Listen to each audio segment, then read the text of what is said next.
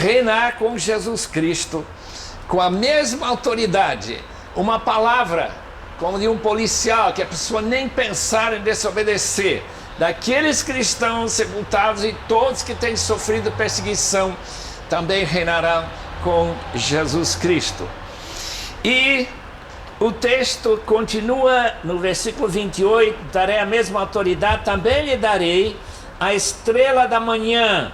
Aquele que tem ouvidos, ouça o que o Espírito diz às igrejas. Esta oferta da estrela da manhã, né? Esta estrela que brilha tão maravilhosamente de manhã e à tardinha, quando está escurecendo, essa estrela que aparece no meio de tantos bilhões de estrelas, como única estrela que se vê quando tem mais luz. Esta estrela é uma referência ao próprio Senhor Jesus. E este Filho de Deus, que está no céu, que está desde o Pai, na sua volta, ele estará junto com estes amados irmãos nossos, que já foram à nossa frente, que um dia nós conheceremos, desta mesma cidade de Tiatira. O apelo final, aquele que tem ouvidos, escuta a palavra do Senhor. Não deixa a coisa entrar num ouvido e sair pelo outro. Por quê? Porque o Espírito que está falando. Então a mensagem vem de Jesus, passa pelo anjo, vai para o outro anjo, e daí é passado para João para escrever esta carta que seria lida nessa cidade, nesse circuito, começando com Éfeso, na mesma ordem que aparece na nossa Bíblia. Foi a maneira que os mensageiros trouxeram os rolos até Tiatira.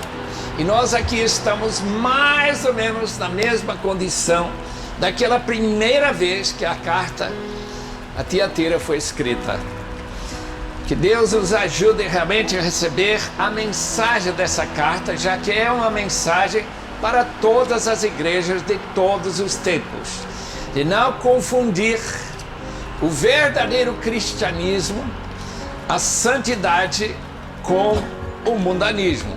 E especialmente com a adoração pagã, ou qualquer maneira de agir que denegra, que faça com que Jesus Cristo, nosso amado Senhor, seja o seu nome vituperado e que ele seja condenado por aqueles que não o conhecem. Eu penso que quando nós andamos no meio do mundo que só pensa em Moabé, que nós estamos aqui como aqueles que brilham como o sol, como os que conhecem o próprio Senhor Jesus Cristo. Amém. A antiga Sardes, hoje apenas ruínas, perto da atual vila de Sarte, na Turquia, da província de Manisa, considerava-se impenetrável. Uma importante cidade pelo seu poderio militar. Sua localização numa valorosa rota comercial que ligava o Egeu ao interior e ao vale fértil do Ermo, a Acrópole, quase 500 metros acima da planície. Era uma cidade próspera, pela produção de prata, pedras preciosas, lã, tecido e pelo ouro encontrado no Pactolus, um ribeiro que passava pela cidade. A cidade antiga fazia parte do reino lídio. Os lídios foram os primeiros povos antigos a cunharem regularmente moedas.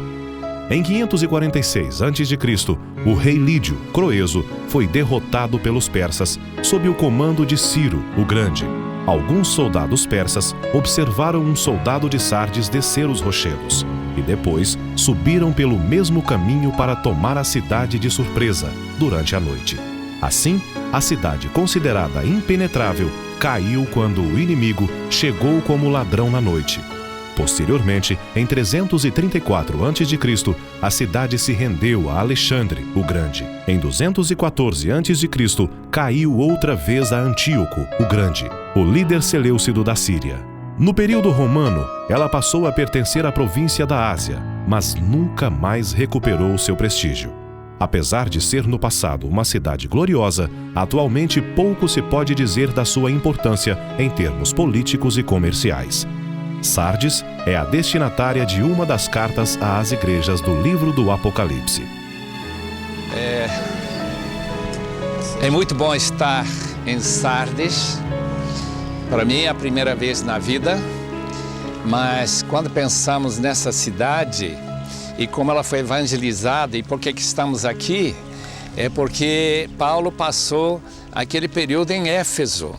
Eu quero ler o que está por trás da igreja ser fundada aqui em Sardes.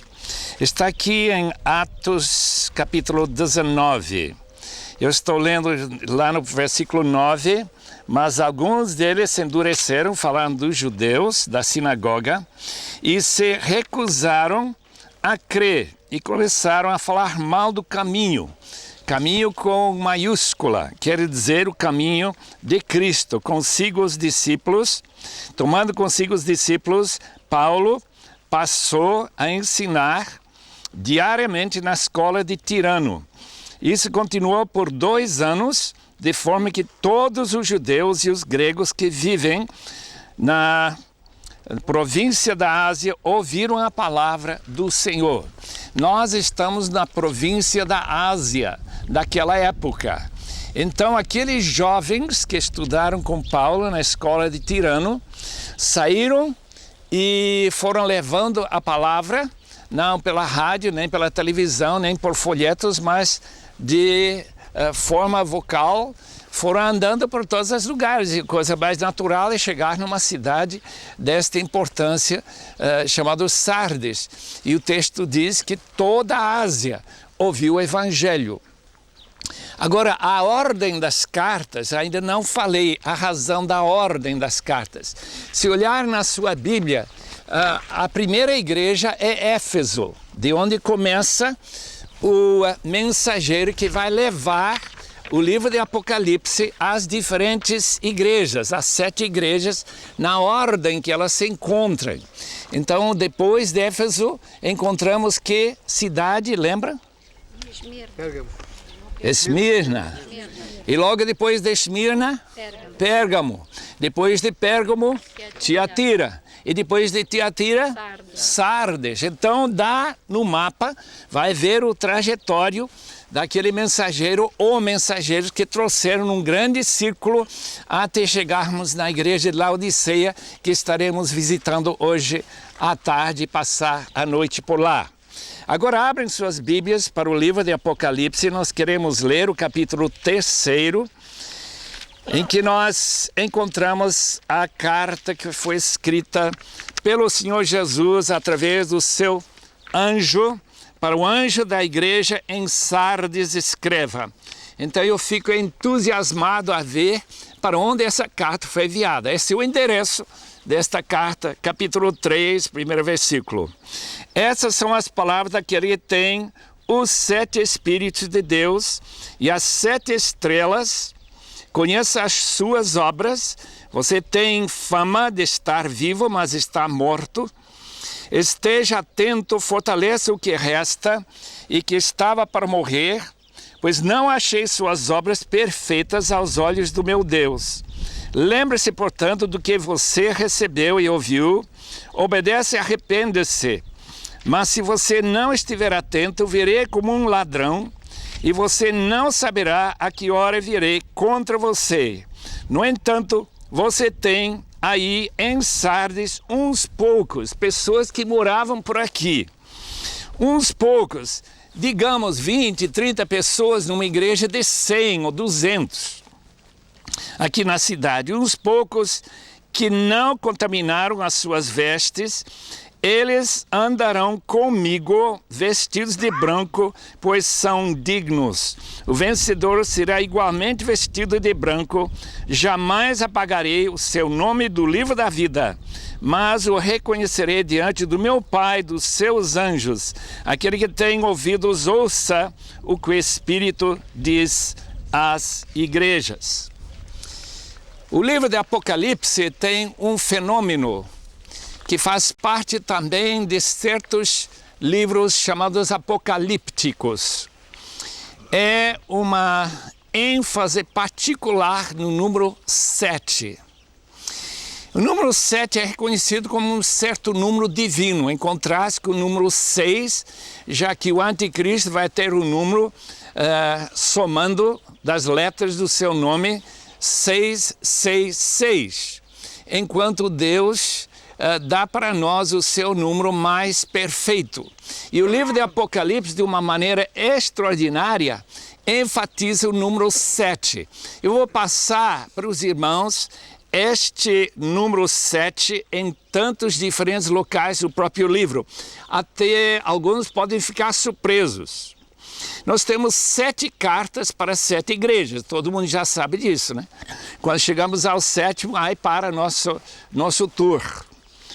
Não pode ser 9, tem outras igrejas por aqui, mas essas 7 é que, por causa do livro de Apocalipse, dar essa ênfase no número 7, que nós vamos visitar apenas 7 igrejas e não vamos, por exemplo, para Colossos ou para Hierápolis e outras cidades que tinham igrejas mais ou menos fortes, inclusive a igreja para a qual Paulo escreveu sua carta aos Colossenses. 7 menorás de ouro. Traduzidos em nossas Bíblias com candelabro, são aquela ideia judaica de 7 ramos com 7 lâmpadas, exatamente, todos com fogo, né? Porque aí não havia eletricidade ainda, né? 7 estrelas aparecem nesse texto aqui. Essas são as palavras daquele que tem os 7 espíritos e também 7 estrelas. Primeiramente, 7 espíritos. Isso tem confundido os intérpretes, porque nós não pensamos no Espírito de Deus ser tanto unido, como também distribuído em 7 partes, ou 7 características. Mas se olharmos no livro de Isaías, capítulo 11, encontramos 7 características. O Espírito que repousa sobre o Messias, que é o Filho de Deus, quem vai escrevendo esta carta. Repousa sobre ele espírito de sabedoria, espírito de entendimento, espírito de conselho, espírito de poder, espírito de conhecimento, espírito de temor. Todas aquelas características pertencem ao Messias, o Senhor Jesus. Os 7 espíritos, as 7 igrejas, já sabemos do primeiro capítulo, referem-se às 7 igrejas, que representam a igreja toda. Quando chegarmos em Filadélfia, nós queremos entrar um pouquinho sobre as maneiras que têm se interpretado as 7 igrejas. Eu não quero gastar o tempo aqui para falar isso, mas hoje à tarde, como as 7 igrejas têm sido interpretadas em relação, historicamente, sobre períodos da história da igreja. Mas, com certeza, a escolha dos 7 é para lembrarmos que a igreja, que é universal, hoje tem mais de 500 milhões de membros espalhados pelo mundo. Eu estou falando de igrejas evangélicas que creem no Senhor Jesus como Senhor e Salvador, mais de 500 milhões, que essas também estão incluídas nestas 7 cartas. É por isso que nós estamos estudando e pensando que nós podemos aproveitar deste estudo.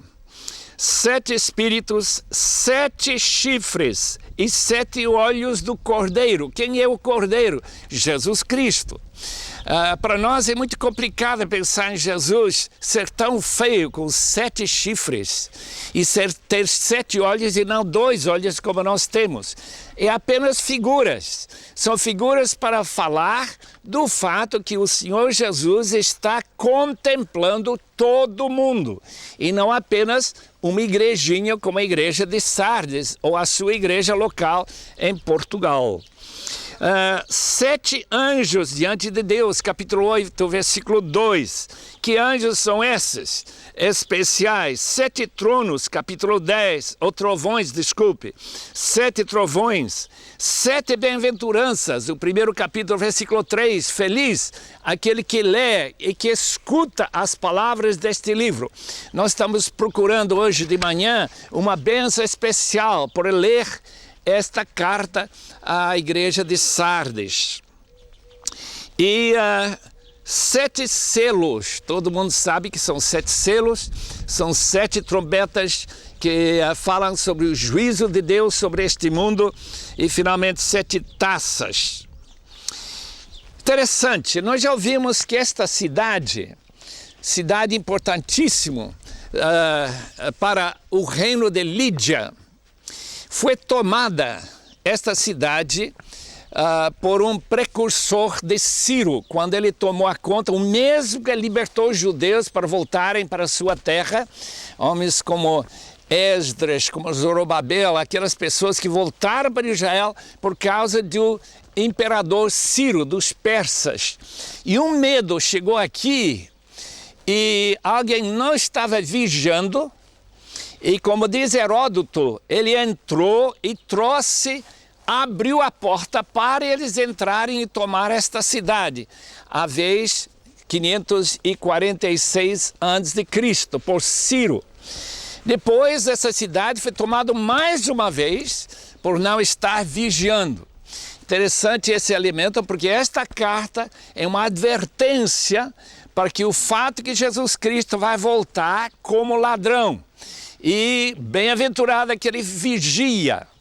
Essa segunda vez foi 214 a.C., quando Antíoco, lembra-se que um dos Antíocos foi o grande perseguidor dos judeus. No ano 170, quando ele vai colocar um porco no altar lá em Jerusalém, uma tentativa de helenizar a população judaica, e ele vai incluir jogos, pessoas nuas correndo lá em Jerusalém. Imagina, a reação dos judeus foi terrível. E ele então vai fornecer para o livro de Apocalipse o conceito da besta, esse Antíoco, anterior ao Antíoco que depois vai passar essa tentativa de helenizar, tornar bem grego os judeus, que agora estão cada vez mais seguros em querer manter a sua fé. Então a cidade de Sardes tem uma conexão com Jerusalém através daquele rei Seleucide que vem lá da Síria, na região de Antioquia. Lembra-se que tem outra cidade onde Paulo foi também, Antioquia, e foi Antíoco que tomou esta cidade porque não estava vigiando, no ano 214. Agora, para olhar para a carta